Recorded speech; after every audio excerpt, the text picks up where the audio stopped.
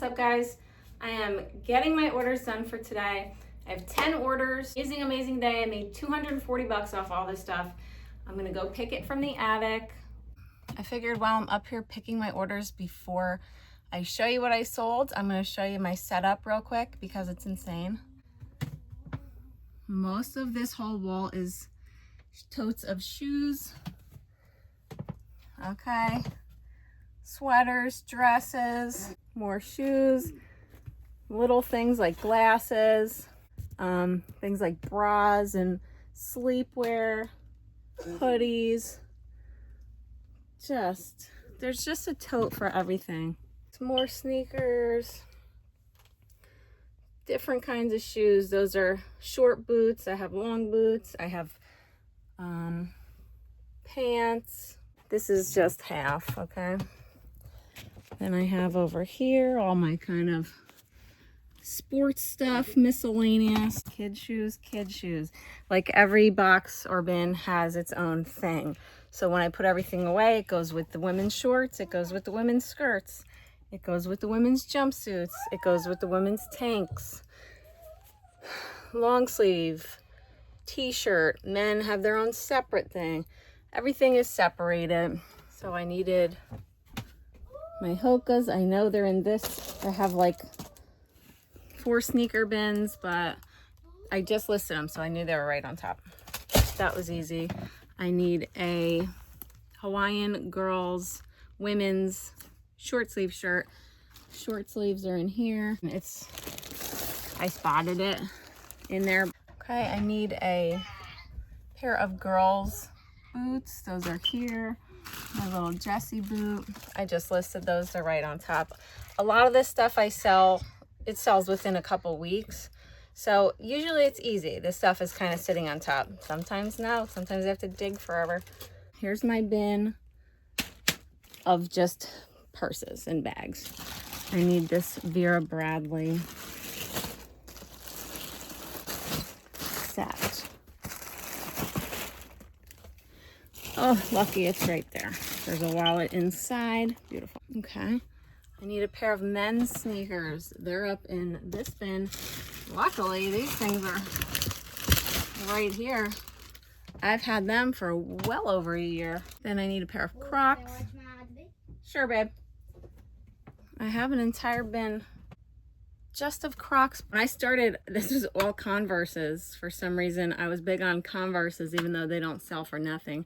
But here, my last pair of chunky Crocs. There you go. I have 2 big bins like this that I listed last night, and those are getting put into their correct bin. I gotta put away my bin first. Here's my mother-in-law brought over some of my husband's old jeans, so I got a bunch of Abercrombie and Hollister and American Eagle vintage Y2K jeans. They go to the men's pants section. Chunky sweater bin. Men's vest. Men's shirt bin. Here's a pretty bag that goes with the bags. This is stupid. It's getting donated. I didn't even list it. Oh, and a men's tactical shirt. For the men bin. You can see that wall coats back there. I have to get up here later and start pulling stuff out that I want to donate. There's a ton of stuff in my store. 1,200 items in my store. I could easily get rid of 200 that are just sitting from when I started reselling. That's just kind of stupid, that nobody's ever going to want, that I got listed for like $12. Like all that stuff, some coats that were from last year that I don't think anybody's going to want. I'm going to come up here and do a big clean out. So one more thing to pick. Here's the other side of the attic. Some more shoes, little stuff. Then we have all my leather jackets and big stuff kind of hiding back there. I know you can't really say, but here I need a fishing pole, and it is right here. So let's go down and get these packed up. Now we got our orders. I wrote everything down in my book. okay? I write what they bought it for, what eBay gave me for it, what I spent on it, and then what my total profit was. I write it just in a line, and that's how I can tell how much I make for every day and for every week and for every month. First and foremost, these shoes, I had to give the lady a return. I messaged her. Listen, she bought them for 13 bucks. I said, I'll give you a $10 refund. You can have them for 3 bucks if you really like them and want to just glue that thing down. And she said, thank you, I appreciate it, but I'll just take the refund. So I refunded her. I would always rather give them a partial refund and even give it to them for almost nothing, right? I would have lost money on that. But it's better to do that, to let them just have it for free, than to have it on your record as item not as described, or you telling eBay I have to cancel this order because I don't have the item or because it's damaged. So they don't like that. eBay doesn't like that. You always try. Sometimes I'll be like, you know, I'll offer them the discount instead, and they'll be overjoyed to have the thing for almost free. All they're paying is shipping and fees. And then, you know, sometimes they don't care about the flaws. Sometimes it's something little and they don't care, but I always have to tell them, right? Today was awesome because literally almost everything I sold today was donated to me from different people. So I paid like almost nothing for all of this stuff. I made 240 bucks. I only paid $25 for all of this because, see, like this fishing pole was donated by a friend. I got $39 for it and I paid nothing because it was a donation to me. You know, that's amazing. So boom, that's fantastic. I don't know absolutely anything about fishing poles, but it was pretty and shiny and I thought it looked like something that somebody might want. Absolutely gorgeous Hokas were donated to me by my aunt. She was getting rid of a bag of shoes. She said, Mal, do you want these? Before I get rid of them, I said, heck yes, I do. These had some scuffs and some just surface dirt. They're like barely worn. They're gorgeous. I soaked them in OxyClean for a couple hours, threw them in the washing machine, and now they're perfect. Got 60 bucks for them, paid $0. Little Vera Bradley set. My aunt donated this to me with a little wallet. That's,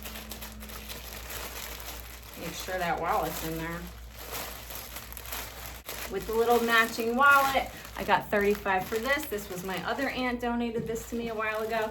It's just funny, for some reason, everything that sold today, someone gave me. So, what a fun day. And my last donation thing, same friend, he was getting rid of a bunch of his kids' clothes.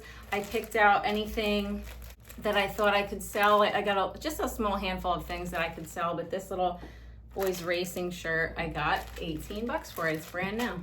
Moving on, my little Jessie boots. I literally posted these in a haul like last week or something. I just posted them. I think I got them from the little thrift for $1 or $2 or from a yard sale, but they were only $1 or $2, I think. And I got 22 for them.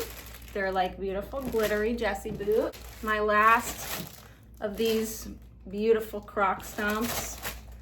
You see I'm rushing today. I can't take everything out of the bag. Usually I will, but I have to get off. My baby has to go to the dentist today for his last like treatment. He had like a series of 3 treatments on his little brown tooth. So we're on our last one today. He's gonna cry so hard, and so am I, but I can't wait to be done with it. So beautiful. I got 45 for these. I paid 13. I think I bought 4 of this exact shoe at Marshall's when they do their big clearance. I bought a ton of, like a whole bin of Crocs at that time, but this is the last one of the purple Croc stomps, and they're so friggin' cute. I wish I could have kept them. Anyway, these are silly. I picked them up, one of my first things I ever picked up well over a year ago. These gorgeous men's Reeboks. They're like size 13 or something. They're so clean. They're so nice. Really, they're gorgeous. And they just sat and sat and sat and sat and sat. A year later, somebody offered me 15.